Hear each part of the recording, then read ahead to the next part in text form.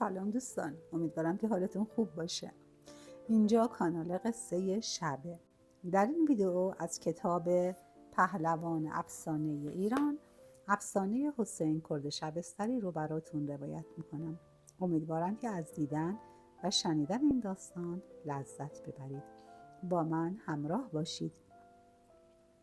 آورده‌اند که در عهد شاه عباس حسین کرد شبستری دست پرورده مسیح دکمه بند تبریزی، نوچه اول مرشد بزرگ شاه عباس، برای گرفتن مالیات 7 ساله ایران از هند با کشتی روانه آن دیار شد.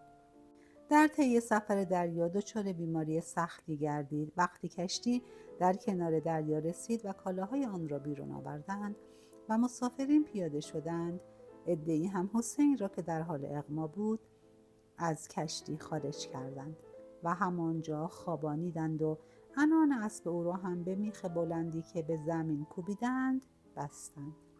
سپس گفتند اگر مرد اینها برای خرج کفن و دفن او باشد و اگر خدا خواست و دوستی پیدا شد و معالجه او را به عهده گرفت، خرج دوای او باشد. و از آنجا راه خود را در پیش گرفته رفتند. حسین در کنار دریا بیهوش ماند. از قضا راهزنی در آن حوالی بود به نام بهزاد که یک ایل 7000 نفری داشت. او با چند راهزن ایلی عبورشان از کنار دریا افتاد. جوانی دید خوابیده، قد مانند میل منار، سر چون گنبد دوار، حلقه چشم، طبق صورت، دلاوری است که نظیر ندارد. بهزاد بیدادگر خواست او را بکشد، ولی یکی از همدستانش مانع شد. پس بهزاد راهزن گفت فقط لباس او را از برش بیرون آورند و اسبش را بازگردانند و مثل برق و باد رفتند. حسین همانطور بیهوش آنجا افتاده بود. در آن نزدیکی روستایی به نام اکبرآباد هند پیدا بود. مردمان روستا هفته یک بار به کنار دریا می آمدند و ماهی صید می کردند و می بردند و می فروختند و وجه معاش می نمودند. ماهیگیر پیری آن روز با الاغ خود کنار دریا آمد که ماهی بگیرد. دید مردی افتاده است. جلو آمد. جوانی دید. دماغش تیره کشیده، چشمش به آسمان افتاده است. چند لحظه نگاهش بر روی او خیره ماند. محبت حسین در دلش جا گرفت. او را برداشت، روی الاغش انداخت و به خانه برد. در خانه زن با ایمانی داشت پیش آمد. جوان را دید و گفت این کیست؟ پیرمرد پاسخ داد من هم مثل تو نمیدانم. فعلا بستری بیانداز و با دوا و غذا او را متوجه شو. زن 1 هفته به او غذاهای رقیق و داروهای گیاهی داد تا اینکه یک روز صبح بیمار چشم گشود و پیرمردی را دید بالای سرش نشسته و گریه می کند. حسین از او پرسید اینجا کجاست؟ پیرمرد پاسخ داد خانه خودت. گفت تو کیستی و مرا که به اینجا آورده؟ و پیرمرد شرح پیدا کردن او را در کنار دریا داد. حسین به پیرمرد گفت من اسب و خرجین و سلاح داشتم، چه شد؟ پیرمرد اظهار بی اطلاعی کرد و حسین گفت شاید سوداگران بردند. اگر خدا بخواهد از آنها میگیرم. آنگاه حسین از نام و شغل ماهیگیر پیر پرسید و او نام خود را عبدالله و شغلش را ماهیگیری گفت. از آن پس رفته رفته حالش رو به بهبود نهاد. همانطور دوا میخورد و غذا، تا اینکه بعد از 1 ماه حالش به کلی خوب شد. دیگر با آن پیرمرد مثل پدر و فرزند شده بودند. از چند هفته پیش حسین آرزو داشت همین که حالش خوب شد با هم به ماهیگیری بروند و اکنون که به این آرزو رسیده بود، یک روز به پیرمرد گفت برخیز برویم ماهی بگیریم. عبدالله برخاست، الاغش را برداشت. حسین گفت 2 الاغ بردار. پیرمرد گفت من 1 الاغ بیشتر ندارم. به کنار دریا رفتند. عبدالله تور انداخت، ماهی زیادی گرفت و بار الاغ کرد و بقیه را هم حسین به دوش حمل کرد. عبدالله گفت: خداوندا، چگونه شکر تو را به جا آورم که چنین فرزندی به من عطا کردی؟ عبدالله ماهیان را آورد و فروخت و بعد چند ماهی گذشت. روزی حسین در کوچه می‌گذشت، دید چند سوداگر با قافله و متاع بسیار می‌آیند. حسین گفت: به کجا می‌روید؟ گفتند: می‌رویم حیدرآباد هند و ما 400 نفر هستیم و فعلا در کاروانسرا منزل گرفته‌ایم. حسین گفت: اگر من بخواهم با شما سفر کنم، آیا با من رفاقت می‌کنید؟ آن مرد حسین را به نزد کاروانسالار هدایت کرد. در دم حسین به نزد او رفت و گفت: مرا ببرید حیدرآباد هند، شما را خدمت می‌کنم و لقمه نانی با شما می‌خورم. کاروانسالار گفت: از تو خدمت نمودن و پیاده آمدن. حسین برگشت به خانه و رو نمود به عبدالله ماهیگیر و گفت: پدر جان، تو حق پدری برگردن من داری، اما باید بروم. او را وداع کرد و از خانه بیرون آمد و با سوداگران رو به حیدرآباد حرکت کرد. حسین همه جا خدمت می نمود و لقمه نانی می خورد. روزی بر بالای بلندی آمد، نگاه کرد، دید سواد شهر پیدا شد. شهری آراسته دید. حسین پرسید: این چه شهری است؟ کاروانسالار گفت: این شهر حیدرآباد است. به داخل شهر آمدند و به کاروانسرایی داخل شدند. حسین صبح روز بعد از کاروانسرا بیرون آمد. همه جا در شهر حیدرآباد گردش می‌کرد تا اینکه موقع ظهر خسته و گرسنه به جلوی یک دکان آشپزی خوشمنظر رسید. چشمش به خوراکی‌های رنگارنگ افتاد. بوی غذاهای لذیذ که مدت‌ها نخورده بود پاهایش را از رفتن باز داشت. همانجا جلوی در دکان ایستاد و مشغول تماشا شد. استاد صاحب دکان جوانی دید دلاور که همانندش را تا آن وقت ندیده بود، اما با لباسهای کهنه و مندرس. استاد دکاندار به قد و بالای پهلوانانه او نظری انداخت و گفت: جوان، چه کاره ای؟ پاسخ داد: مردی غریب در این سرزمینم. پرسید: از مردم کجایی؟ گفت: از مردم تبریز. گفت: ایستاده ای چه کنی؟ گفت: چلو و کباب تو ما را پایبند کرده است و الا کاری نداشتم. گفت: پول بده بگیر. حسین گفت: پولی ندارم. گفت: ای جوان، گویی خیلی تنبل هستی، پیش کسی ایستاده ای؟ گفت: خیر. گفت: شاگرد ما میشوی؟ حسین قبول کرده و در دکان نشست. شاگرد آشپز یک دوری تمام جلوی حسین گذاشت. حسین دست بالا نمود، پنجه پلنگاسا دراز نمود و لقمه اول را برداشت. لقمه چهارم دستش تهی ماند. استاد صاحب دکان دید و پرسید: سیر شدی؟ گفت: آدم که از یک دوری سیر نمی شود. دستور داد شاگردش یک دوری دیگر جلوی او گذاشت. حسین آن را هم به طریق اول خورد. استاد باز پرسید: جوان، سیر شدی؟ حسین گفت: نه. حسین تا 4 دوری چلو کباب خورد. استاد پرسید: هنوز هم سیر نشده ای؟ گفت: آدم که از 4 دوری سیر نمی شود، اما ما را خجالت دادی، بس است. بعد گفت: استاد جان، خدمت رجوع کن. استاد گفت: خمره‌ای داریم که باید از صبح تا شام 2 نوبت آن را پر از آب کنیم. خمره از آب انبار قدری دور است.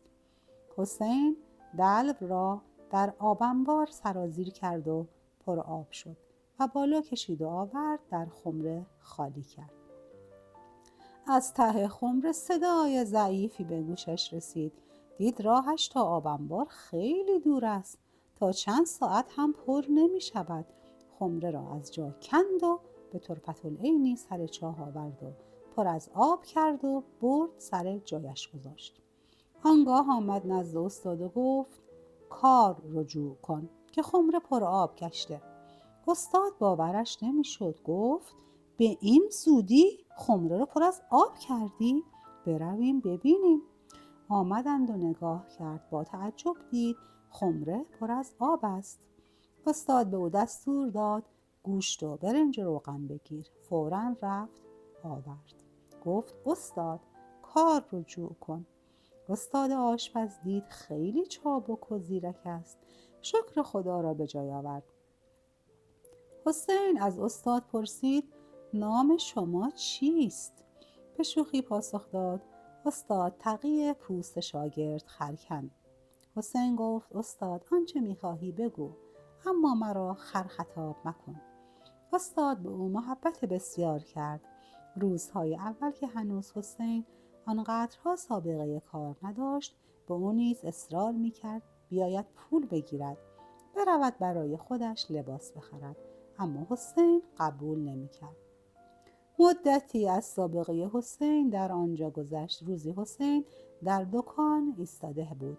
دید 4 نفر شمشیر و خنجر به کمر بسته وارد شدند و یکی از آنها روی به استاد نمود و گفت باید خراج بدهی. استاد با ترس پرسید برای چه وقت؟ پاسخ دادند برای ظهر. استاد مجبورن گفت به روی چشم. وقتی آنها رفتند حسین از استاد پرسید این 4 نفر برای چه کسی خراج میخواهند؟ گفت برای طالب فیلچشم. پرسید برای چه؟ گفت آمده میخواهد از عبدالله قطب شاه باج تیغ بازی بگیرد. ظهر که شد حسین گفت استاد من نهار را میبرم. همه ظرف‌های غذا را گذاشتند در خوانچه ها و چند طبق کش آوردند و سر آنها گذاشتند و به همراه حسین روانه کردند. چون به مقصد رسیدند داخل شدند و خوانچه را در اتاقی که شربتخانه بود گذاشتند.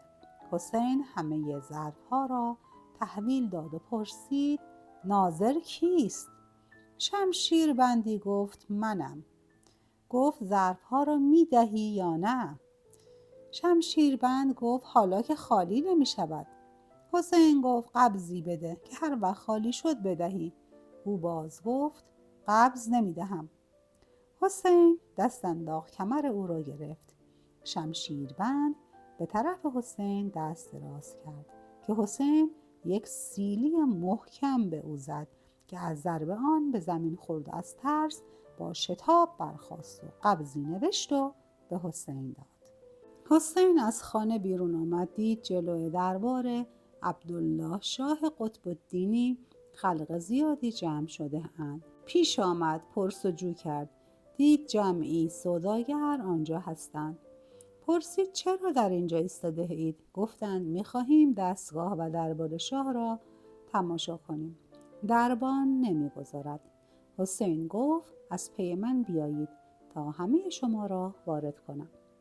آنها باور نمی‌کردند و در تردید بودند که چگونه حسین می‌تواند آنها را داخل کند. القصه حسین پیش افتاد و همه به دنبال او خواستند داخل شوند. دیدند شمشیربندی با تبرزین سر راه حسین را گرفت و گفت نمی‌گذارم. حسین دست او را گرفت و فشرد. تبرزین از دستش افتاد و بعد با مشت ضربه‌ای بر سرش زد که نقش زمین شد و دوباره راه خود را پیش گرفت و همه نیز به دنبال او به راه افتادند و از 7 دربند گذشتند تا وارد بارگاه شدند. حسین از جلو و 400 سوداگر در عقب سرش در گوشه‌ای به تماشا ایستادند. دیدند یک نفر غول پیکر در میان بارگاه ایستاده. از سر تا پا غرق فولاد و زره و یک پایش را بالای خشت طلا و پای دیگرش را بر زمین گذاشته بود. جوانی هم بالای تخت قرار گرفته. تاج 17 کنگره مکلل با 4 قبه شاهنشاهی بر سر او، از سر تا پا نیز لباس پادشاهی پوشیده. حسین از یکی پرسید این کیست؟ گفت عبدالله قطب شاه هندی است. باز پرسید این کیست در میان بارگاه در برابر شاه ایستاده؟ گفت طالب فیل چشم. حسین دید قدش چون چنار، بازو مانند شاخ چنار.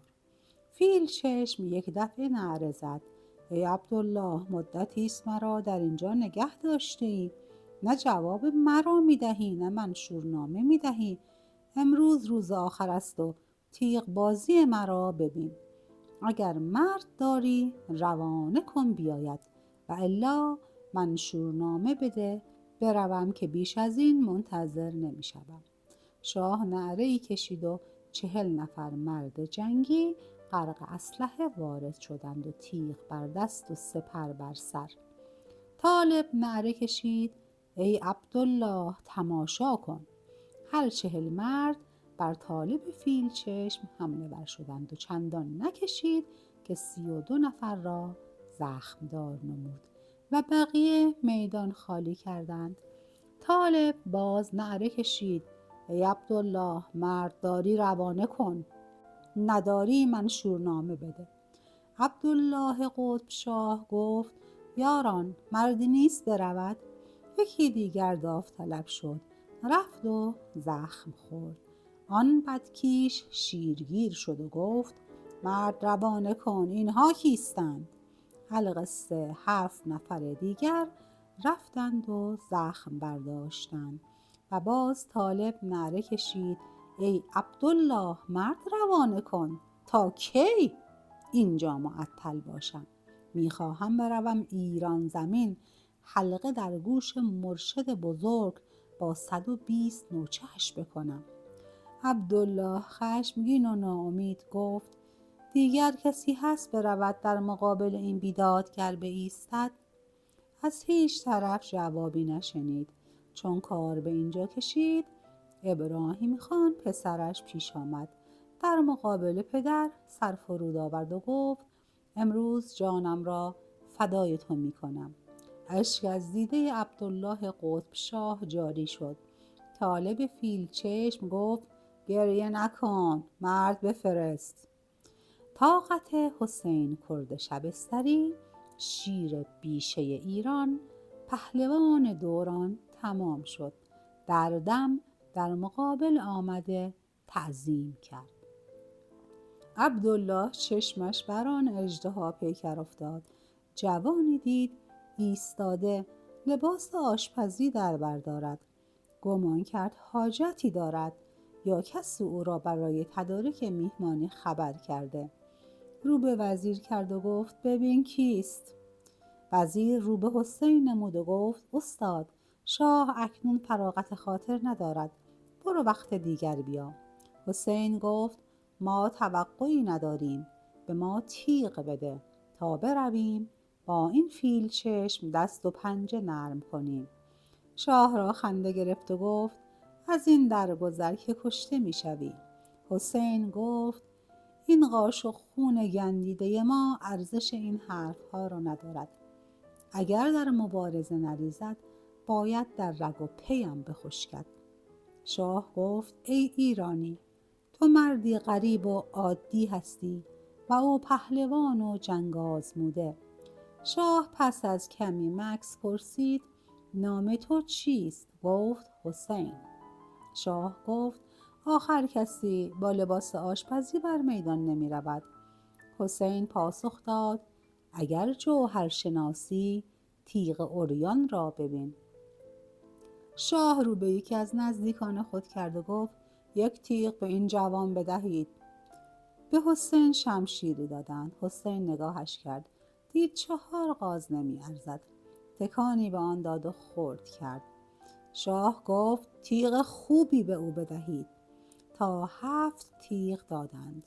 همه را خرد کرد. بالاخره حسین گفت آن تیغی که پسرت حمایل کرده خوب است، آن را به من بدهید. حسین آن تیغ را گرفت و قدم در وسط میدان گذاشت و به طالب فیل چشم گفت در آسمان تو را می جستم، در زمین به چنگ من افتادی. قبه سپر بر سپر یکدیگر آشنا کردند. از هر طرف دو دلاور گرم تیغ بازی شدند. عبدالله دید که مرد ناشناس با لباس آشپزی مانند اژدهای دمان در مقابل او داد مردی میزند. ارکان دولت روی موفقیت او شرط بندی کردند. حسین همچنان جنگ می کرد و حریف رفته رفته عاجز می شد. یک مرتبه حسین گفت قلم قلم. تا طالب فیل چشم خواست قلم پا را محافظت کند که حسین تیغ را بر ابلق فیل چشم زد.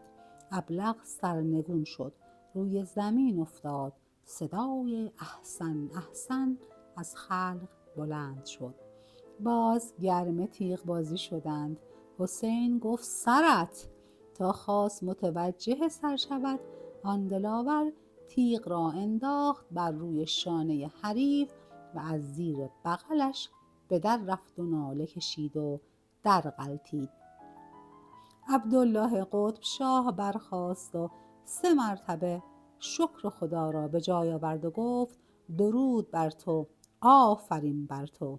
در دم 40 هندو دور حسین را گرفتند. او مانند شیر گرسنه میان آنها افتاد. از کشته پشته می ساخت. هر که را بر کتف می زد از زیر بغلش به در می رفت و هر کس را بر سر می زد 2 شقه می کرد. القصه 39 نفر را کشت و یکی هم رو به گریز نهاد، اما حسین او را امان نداد و گرفت و گوشش را برید و گفت ای نامرد، برای اکبرشاه خبر ببر و بگو ای شاه هندوان، منتظر باشید که حسین نامی پیدا شده شاگرد آشپز و می آید به سرتراشی شما. آن حسین آشپز که طالب فیل چشم را کشت. شاه گفت یک مرد می خواهم که این جوان را به حمام ببرد. وزیر برخاست و تعظیم کرد و حسین را به حمام برد. در حمام وزیر خاصه تراش را طلبید.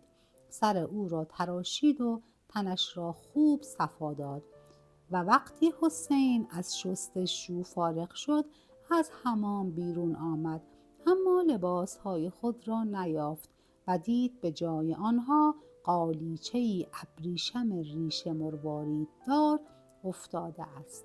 حسین رفت روی آن نشست و بدن خود را خشک کرد و پیراهن شالی به گردنش انداختند و لباس مجللی در برش کردند. یک جفت مهره و یک خنجر به او دادند. کلاه قزاقی بر سر او نهادند. خنجر بر کمر و شمشیر 2 دم هندی برش حمایل ساختند. حسین از حمام که بیرون آمد شاطر بچه‌ای را دید که عنان اسبی در دست گرفت و منتظر اوست. همین که چشم شاطر بچه بر حسین افتاد اسب را پیش آورد. دلاور پا به حلقه رکاب گذاشت و سوار شد و اسب را راند. شاطر هندی جلوی او شروع به دویدن کرد. آمدند تا در بارگاه رسیدند. تمام بارگاهیان او را استقبال کردند. حسین پیاده شد.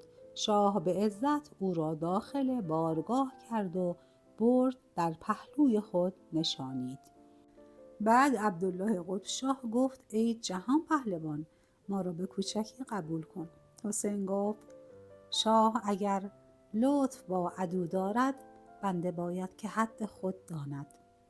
آنقدر حسین اظهار تواضع نمود که عبدالله قطب شاه دست برادری با حسین داد و گفت مهر تو در دل من بسیار جا گرفته و 7 چیز پیشکش تو می کنم که از آن جمله است یک شمشیر هندی و بازوبند و 18,000 سکه و اسب قرقیتاس که دشمن و طالب بسیار دارد. حسین پرسید دشمن او کیست؟ گفت اکبر شاه و میرزا خان که لشکر به رخ ما میکشند که قرقیطاس را بده. حسین گفت اگر خدا بخواهد تلافی میکنم. در عین حال که حسین در گفتگو بود بیقراری میکرد و دلش در تشویش بود. ناگهان برخاست و شاه پرسید دلاور به کجا میروی؟ حسین گفت من از طرف شاه عباس مأمور شدم که به جهان‌آباد هند بروم و از شاه آنجا مالیات 7 ساله را برای ایران بگیرم. قطب شاه حسین را تا بیرون شهر بدرقه کرد و هنگام وداع شاطر بچه‌ای را که به همراه اسب بود به حسین بخشید. حسین راه ها را پرسید. گفتند یکی امن است و یکی از دست بهزاد راهزن در ناامنی است. حسین گفت من از همین راه می روم. هر قدر او را از خطر بهزاد راهزن بر حذر نمودند اعتنا نکرد و حسین سواره و شاطر بچه که بهیار نام داشت از دنبالش پیاده راه پرخطر را در پیش گرفتند و رفتند. هنگام غروب به سرچشمه‌ای رسیدند و همانجا منزل کردند و ساعتی بعد نان خوردند. آن شب را به نوبت در خواب و بیداری صبح کردند. حسین قرقیطاس را زین کرد و سوار شد و با بهیار شاطر به راه افتادند. مسافتی که رفتند در جایی چادرهایی با سراپرده‌ای کشیده دیدند و نزدیک شدند. حسین همانطور سواره اطراف آنجا شروع به گردش کرد. ناگهان چشم او به اسبش افتاد که مشغول چرا بود. دانست که آن جای بهزاد راهزن است. حسین چند لحظه توقف کرد. بهیار پرسید چه شده؟ گفت این اسب من است. باز پرسید چه می کنی؟ گفت به غیر از این که او را بگیرم چاره ای ندارم. حسین کمی جلو رفت. شمشیربندی را دید جلوی چادری نشسته. از او پرسید این اساس به که تعلق دارد؟ پاسخ داد بهزاد. حسین پرسید بهزاد در کجاست؟ گفتند رفته اسب سواری کند. حسین با انگشت به طرف اسب گم شده خود اشاره کرد و گفت این مرکب مال ماست. او پرسید به چه نشانی مال شماست؟ گفت این مرکب و یک تیغ 101 من و یک زره 18 من و آنچه هم غیر از اینها برده بودند نشانی داد. شمشیربند گفت اگر جانت را دوست داری تا بهزاد نیامده برو. حسین پاسخ داد همه را بدهید و الا یکی از شما را زنده نمیگذارم. افراد بهزاد از جای خود حرکت کردند. حسین دست به تیغ نموده مانند شیر نعره کشید و ناگهان همه ایل مانند مور و ملخ از گوشه و کنار ریختند و دور او را گرفتند. حسین یکی یکی میکشت و جلو میرفت و بهیار از عقب سر مواظبت میکرد. از این مبارزه در میان ایل غلغله‌ای به راه افتاد و بهزاد از شکار برگشت. دید عجب غوغایی است. پیش آمد و فریاد زد پس روید، کافی است. موقعی که همه برایش راه باز کردند و بهزاد خود را به وسط معرکه کشاند. به حسین گفت ای دلاور خوب آتشی روشن کرده ای، تو کیستی؟ حسین گفت ای حرامزاده مال ما را که به یغما برده ای بده تا از پی کار خود برویم. بهزاد و حسین با هم درآویختند. بهیار ایستاده بود تماشا می‌کرد که حسین کمر بهزاد را گرفت و او را بلند کرد که به زمین بزند. بهزاد دست بر دوش حسین گذارد و از روی مکر و حیله توبه کرد. حسین او را بخشید و گفت آنچه از ما برده ای بده تا برویم. بهزاد گفت حالا بیا بنشین کمی شربت و طعام بخوریم. بهیار گفت بیا این ظالم را بکشیم، از حیله توبه کرده است و قصد دارد تو را با دسیسه‌ای بگیرد و بکشد. بیا این خار را از سر راه مردم بردار. حسین اعتنا نکرد. غذا آوردند.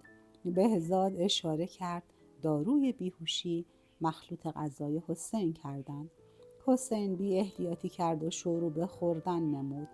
بهیار خود را گم کرد و از چادر بیرون آمد و زد به بیابان و به در رفت. همین که دارو اثر کرد حسین دید از حقه زبان تا نافش خشکید. دست به تیغ رسانید که پایش به هم پیچید و به زمین خورد. بهزاد حسین را در زنجیر کرد. روغن بنفشه در دماغش ریخت تا به هوش آید. حسین خود را در غل و زنجیر دید. بهزاد گفت به بت مینا قسم میخواستم تو را بکشم، ولی با خود گفتم برای امتحان تا فردا تو را نگه دارم، ببینم چگونه میخواهی خود را نجات دهی. موقع غروب حسین را با دست و پای بسته در زنجیر در گاو صندوقی جا داد. اما بشنو از بهیار. از چادر که بیرون رفت مسافتی در بیابان طی کرد تا به کنار رودخانه رسید. چشمش افتاد به قرقیطاس. اسب را گرفت و بست و آنگاه خود را به یکی از چادرهای ایل بهزاد زد و رخت زنانه‌ای رو بود و پوشید و به طرف افراد و چادرهای بهزاد حرکت کرد. در همان راه با مردی از ایل برخورد کرد و او را فریب داد و گفت راه گم کردم و از کاروان باز ماندم و با هم به اردوی بهزاد آمدند. اول شب بود. یک دفعه نعره بیدار باش بلند شد. بهیار پرسید این چه صدایی است؟ یکی گفت بهزاد دشمنی را گرفته و در غل و زنجیر بسته و در گاو صندوقی کرده و خودش هم روی آن خوابیده و شرط کرده اگر او بتواند خودش را نجات بدهد آزادش خواهد کرد، وگرنه فردا او را خواهد کشت. از این جهت تا فردا صبح پاسبانی می‌کنیم. بهیار گفت پس بگذارید من بخوابم. یکی گفت این فکر از سر بیرون کن، در عوض این که ما با تو کاری نداریم تو هم با ما امشب بنشین و شب زنده داری کن تا فردا صبح تو را بدهیم ببرند و به کاروان برسانند. یکی دیگر گفت او باید برخیزد و رقص کنان به ما شراب بدهد. او به ظاهر وانمود که از روی اجبار است، ولی قلباً برخاست و با میل با پیاله شروع به شراب دادن کرد. دور بعد خود بهیار سر خیک‌های شراب رفت و به بهانه شراب برداشتن در تمام آنها داروی بیهوشی ریخت. دستیار بهزاد فریاد کشید ای هم قطارها، امشب هر چه دلتان می‌خواهد شراب بخورید.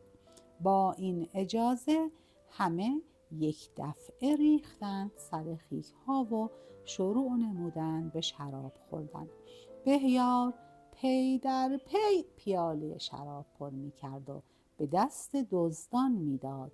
چندان نگذشت که شراب آلوده به دارو اثر خود را بخشید. یکی به دستیار بهزاد رو کرد و گفت روی سرت یک دانه خیار سبز شده. دستیار خواست بلند شود، نتوانست، هر کس در گوشه ای از پای درآمد. بهیار که دید داروها گل کرده خود را به محل صندوق رساند. پای صندوق پنجه عیاری را بیرون آورد. 7 مثقال دارو در میان آن ریخت و بر لب بهزاد نهاد و پف کرد. دارو بر مغزش جا گرفت و بهیار برگشتید همه مثل گوسفند روی زمین ریختند. خاطر جمع شد. مجدداً بر سر صندوق برگشت و کلید را از جیب بهزاد بیرون آورد. سر صندوق آمد. شنید که حسین از ته دل دعا می‌خواند. در صندوق باز شد. حسین از روی ناامیدی با خود گفت در این وقت شب چرا به سراغ من آمده اند؟ ناگهان بهیار گفت آقا جان. حسین گفت بهیار تویی؟ مگر چراغ نداری؟ بهیار همان لحظه شمعی را روشن گردانید. حسین بیرون آمد، دید راهزنها مانند هندوانه روی هم ریخته‌اند. حسین پرسید چه کرده ای؟ گفت دارو دادم. پرسید به چه نوع؟ آنچه گذشته بود از اول تا آخر همه را نقل کرد. حسین چون دستش باز شد خود دست بهزاد را محکم بست که نتواند بجنبد. آنگاه بند چادرها بریده دست همه دزدان را بستند.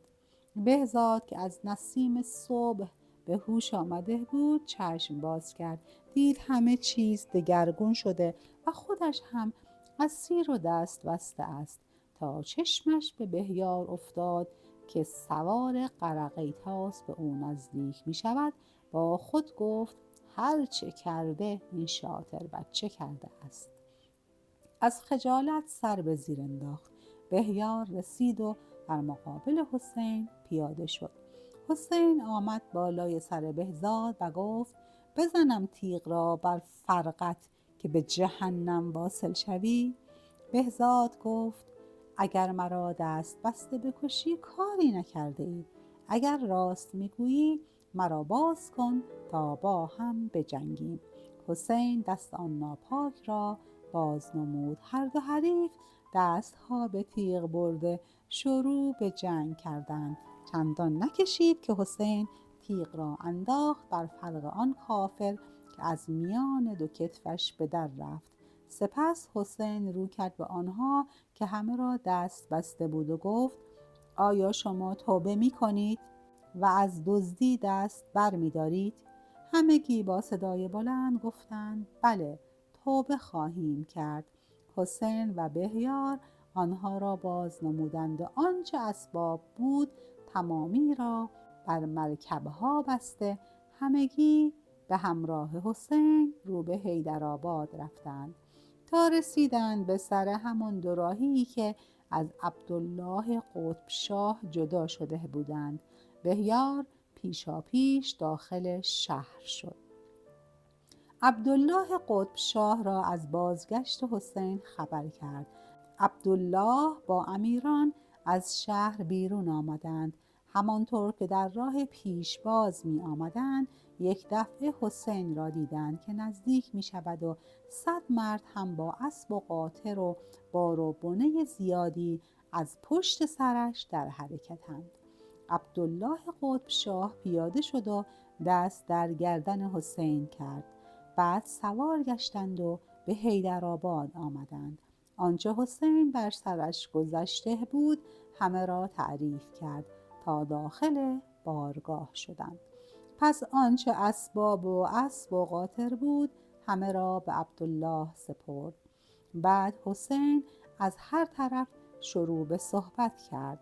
عبدالله قطب شاه هرچه نگاه کرد دید آن سلاحی را که به پهلوان داده بر تنش نیست و سلاح دیگری در بر دارد. با خود فکر کرد شاید از او رو بوده اند. حسین به درایت دریافت و به شاه گفت سلاحی که دادی در خورجین است و این سلاح خودمان است. این همان تیغ است که می گفتم 101 من وزن دارد و این زره 7 من است و آن اسب قرقیطاس است که در کمند بستم. در این بین ناگهان عبدالله دست دراز کرد، دامن حسین را گرفت و گفت ای پهلوان، دستم به دامنت، تقاص پدر مرا بگیر. حسین گفت آتشی روشن کنم که دودش چشم خورشید را تیره و تار کند. اما بشنوید از آن هندو که پس از کشته شدن طالب فیلمچشم و 39 نفر از یارانش فرار کرد و رفت. او خود را به جهان آباد هند رساند و وارد بارگاه اکبر شاه شد. در این وقت 120 امیر در بارگاه بودند. و میرخان بالای صندلی نشسته بود. آن هندو که خبر آورده بود وسط بارگاه ایستاد، تعظیم کرد و دعا و ثنای شاه را به جا آورد و گفت در حیدرآباد هند همراه طالب فیلچشم رفته بودم. در آنجا چند روز باج شمشیر می‌خواست و داد مردی و مردانگی می‌داد. کسی نبود در مقابل او آید. روزی شاگرد آشپزی آمد در بارگاه، تیغ را از پسر قطب شاه گرفت، آمد در مقابل او و شقه اش کرد. قاصد این را گفت و غش کرد و افتاد. اکبر شاه نگاه کرد و به طالب فیلزور که روی کرسی نزدیک تخت او نشسته بود گفت ای فیلزور، می توانی بروی حیدرآباد تقاص خون برادرت را بکشی؟ گفت طالب فیلزور نباشم اگر حسین را شقه نکنم. فیلزور رخصت گرفت. اکبر شاه گفت پهلوان چند نفر همراه میبری؟ گفت 40 نفر. از بارگاه بیرون آمد و از قیز مانند برق و باد به حیدرآباد میرفت. چون نزدیک حیدرآباد رسید قاصدی فرستاد. عبدالله قطب شاه گفت از کجا می آیی؟ گفت طالب فیلزور فردا وارد می شود. شاه رو به حسین کرد و پرسید چه کنیم؟ حسین پاسخ داد به شما ربطی ندارد. سگ کیست که او را استقبال کنیم؟ ما فردا می خواستیم برویم، اما حال که اینطور شد میمانیم. روز دیگر که آفتاب طلوع کرد فیلزور با زنگ و زنجیر و ابلق داخل بارگاه شد و رو به شاه کرد و گفت ای عبدالله، ما قابلیت استقبال نداشتیم؟ عبدالله پاسخ داد ما با تو کاری نداریم. آن ظالم لب به دندان گزید که خونابه از دهانش سرازیر شد و گفت حسین آشپز کجاست تا مادرش را به عزایش بنشانم؟ حسین که آنجا حاضر بود گفت آن حسین که میگویی منم. حرفی داری؟ بسم الله. آنگاه سپنداسا از جای جست و گفت به یار، خورجین سلاح مرا بیاور. مانند تیغ مصری عریان شد. بعد شروع کرد به سلاح پوشیدن، از میل ابلق تا نعل غرق آهن و فولاد گردید. حسین سلاح پوشید و در مقابل عبدالله قطب شاه آمد. بعد رو کرد به فیلزور و گفت اگر دانی دانی و اگر ندانی بگویم تا بدانی. مرا حسین کرد میگویند. فیلزور گفت آن شاگرد آشپزی که طالب را کشته او را میخواهم. حسین گفت ای خیره سر، آن شاگرد آشپز من بودم. اگر حرفی داری بسم الله. گفت پیش بیا ببینم چه در بازو داری. خلق تماشا کردند. حسین گرم تیغ بازی شد. طولی نکشید که حسین تیغ را زد بر سر آن ناپاک. خواست که زیر سپر پنهان شود. تیغ حسین او را مانند قالب پنیر به دو نیم کرد و در دم جان به مالک دوزخ سپرد. صدای آفرین آفرین از اهل بارگاه بلند شد. 40 نفر هندو هجوم آورده دور حسین را گرفتند که مانند شیر گرسنه میان آنها افتاد و 39 نفر را کشت و 1 نفر را گرفت و گوش برید و گفت خبر به شاه جهان آباد ببر و به شاه بگو که حسین آشپز به سرتراشی تو و میرخان می آید. هندوی گوش بریده رو به گریز نهاد.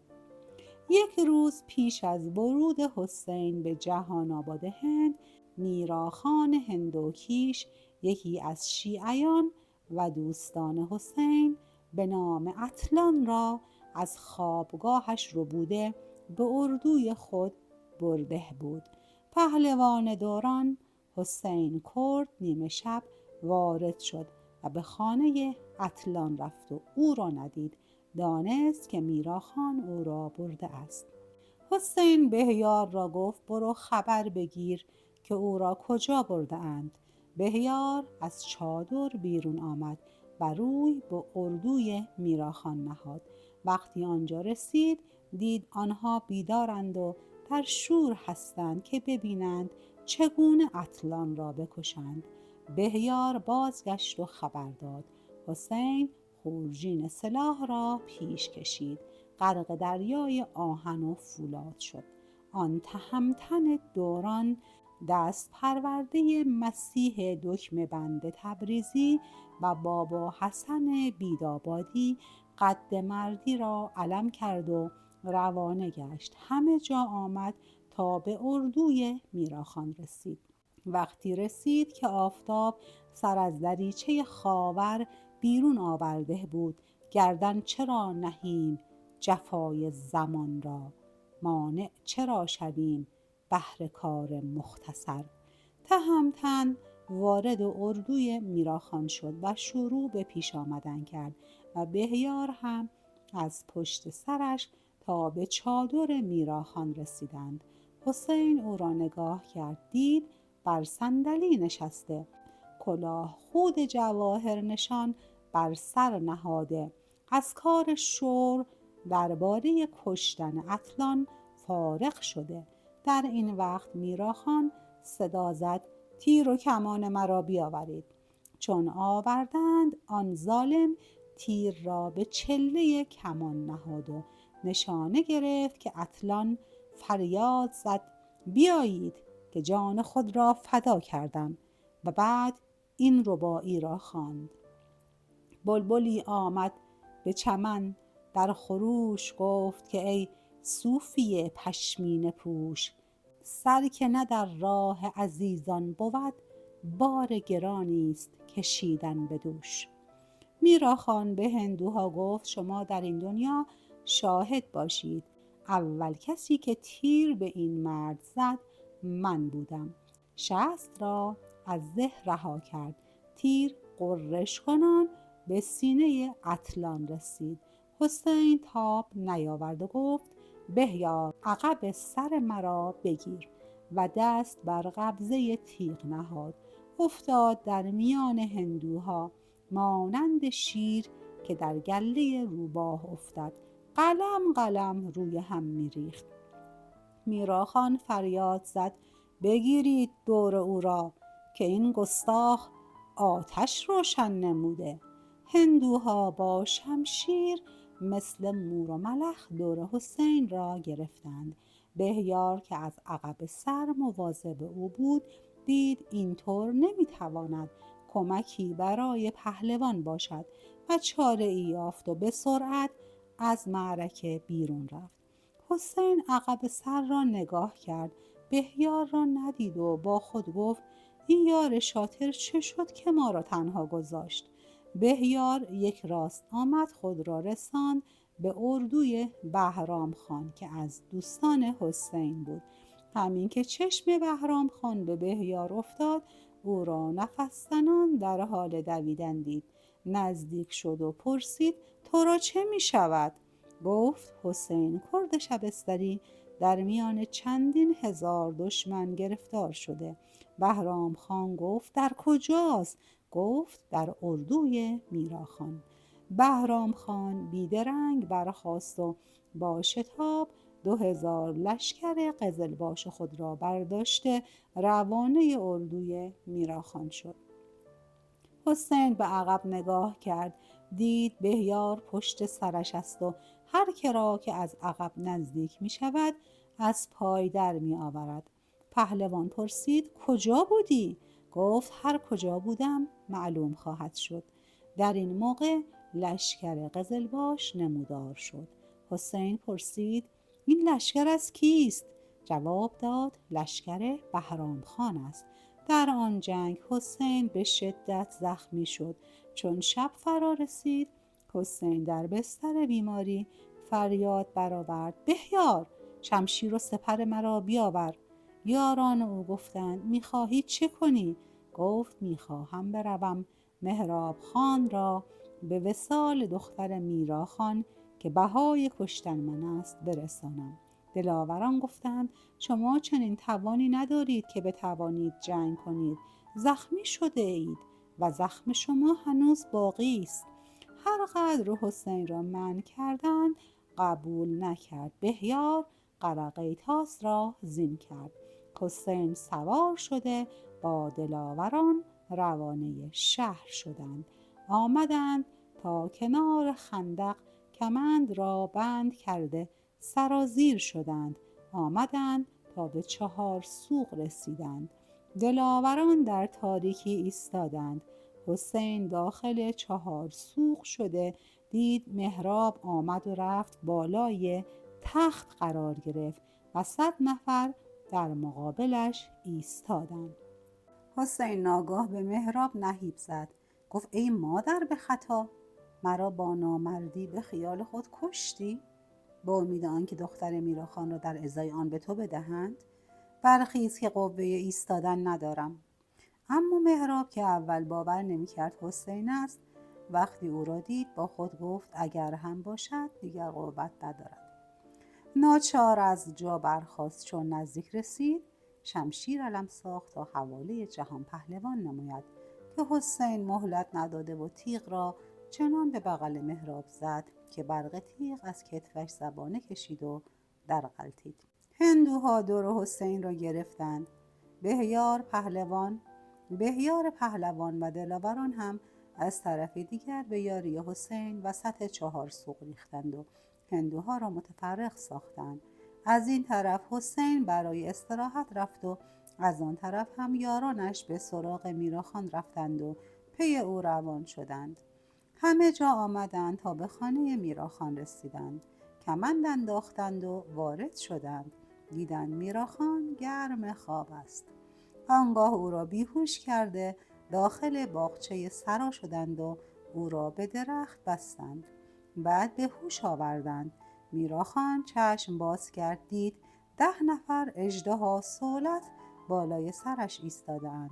با خود گفت حسین رو کشتیم، این 10 نفر دیگر که باشند؟ پرسید کیستید؟ گفتند ما از یاران حسین هستیم. میراخان اسم حسین را که شنید بنا کرد به لرزیدن. خواست فریاد بکشد که یکی از دلاوران مهره عیاری بر دهانش انداخت. چوب برداشت و 10 ناخن او را گرفت. میراخان از درد چوب درخت را به دندان می گرفت. بالاخره اشاره نمود چه می خواهید؟ یکی از دلاوران گفت خونبهای حسین، 20,000 سکه بده تا برویم. میراخان اشاره دیگر کرد. مهره عیاری از دهانش بیرون کردند. هرچه خواستند نوشت و مهر کرد و داد. همین که دلاوران خواستند برگردند 1 مرتبه فریاد برآورد که دلاوری بیخ حلقش را گرفت و به طرفةالعینی ریش و سیبیلش را هم تراشیدند. مرحله آخر دلاوران از راهی که آمده بودند برگشتند و آنچه کرده بودند به حسین گفتند. روز که شد میراخان برخاست، سر و صورت تراشیده خود را بست و لنگ لنگان آمد تا وارد بارگاه اکبرشاه شد. اکبرشاه گفت مگر باز حسین زنده شده؟ میراخان گفت فدایت بشوم. باز دیشب حسین در 4 سوق آمده و مهراب را تصدق سر شما نموده است. چون خودش ناخوش بود 10 نفر از ملازمان خود را فرستاد و 20,000 سکه خونبهای خود را از من حجت گرفت و ریش و سیبیل مرا تراشیدند و 10 ناخن پای مرا هم گرفتند. من نمیدانم این چه بلایی است. اکبرشاه که این سخن شنید دلگیر شد، اما بهرام خان و قزلباش ها که از دوستداران حسین بودند خوشحال شدند. اکبر اندوهناک برخاست و روانه حرم شد. از آن طرف حسین کرد نامدار که زخمش خوب شده بود هر شب با دلاوران به خانه‌های ظالمین شهر جهان آباد هند که مردم از تعدیات آنها به ستوه بودند می رفتند و ریش و سیبیل آنها را می تراشیدند و ناخن‌هایشان را می گرفتند و دست آخر هم مبلغی از آنها برای کمک به بینوایان گرفته و بیرون می آمدند.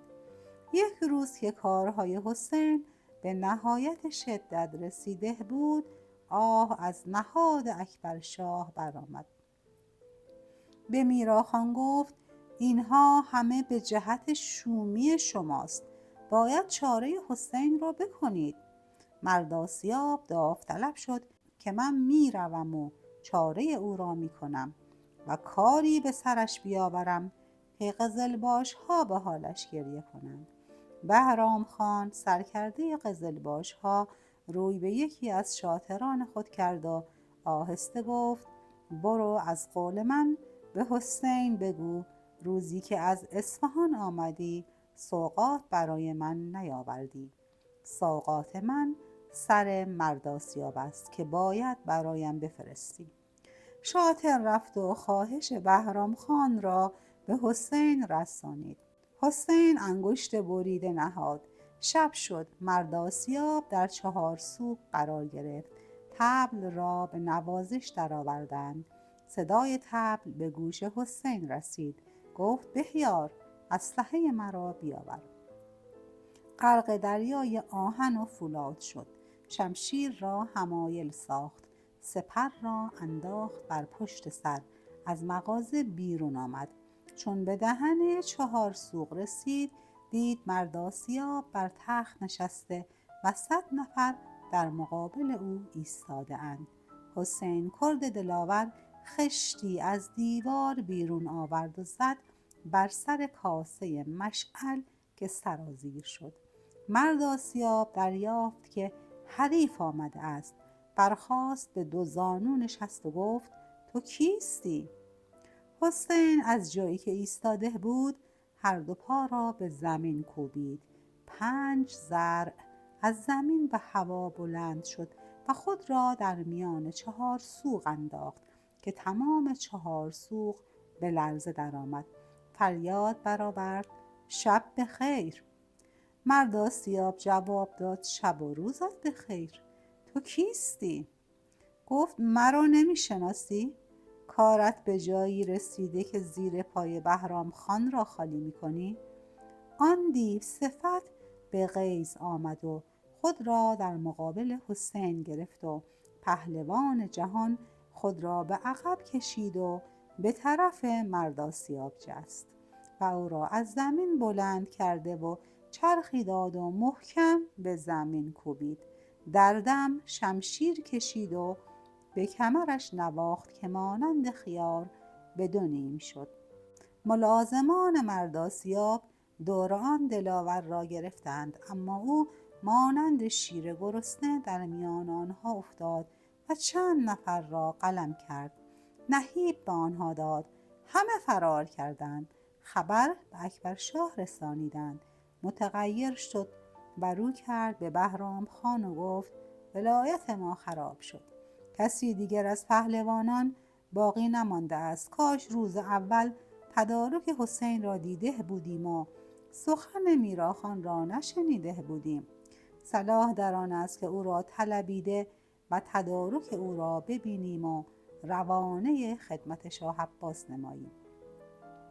بهرام خان سرکرده قزلباشان گفت وقتی روز اول عرض کردیم که تدارک حسین را ببینید گمان بردید که طرفداری حسین را میکنیم. پس اکبرشاه گفت جار بزنند که ای حسین تو را به سر شاه عباس قسم میدهیم که فردا به بارگاه اکبر بیا تا هر مطلبی که داری برآوریم. به گفته اکبرشاه جارچی در بازارها و محله ها شروع به جار زدن کرد. حسین جارچی را دید و گفت برو به اکبر بگو. حسین گفت فردا به آستانه خواهم آمد. استدعا آنکه مقرر فرمایید بهرام خان این جانب را سرافراز نماید. دست در جیب کرده یک دانه زمرد که 12,000 سکه قیمت داشت بیرون آورد و به جارچی داد و از پی کار خود رفت. جارچی خود را به بارگاه اکبر رسانید، گزارش را بیان نمود و آن جواهر را نشان اکبر شاه داد و گفت شجاعت او را دیده بودیم، اما سخاوتش را ندیده بودیم. اکبر شاه رو به بهرام خان نمود و گفت یک چاره دیگر باقی مانده و آن این است که او را با فیل دیوانه‌ای جنگ بیندازیم، بلکه فیل او را بکشد و این شر برطرف شود. روز دیگر که حسین و بهرام خان وارد بارگاه شدند، اکبر شاه گفت پهلوان، در شجاعت کار خود را تمام کرده ای. یکی دیگر مانده که با فیل دیوانه‌ای جنگ کنی. بهرام خان آه از نهادش برآمد و فهمید که این حیله میراخان است. به حسین اشاره کرد که قبول نکند. حسین اعتنا نکرد و گفت فیل را بیاورید. فیل را آوردند. حسین دست به قبضه شمشیر برد و برخاست.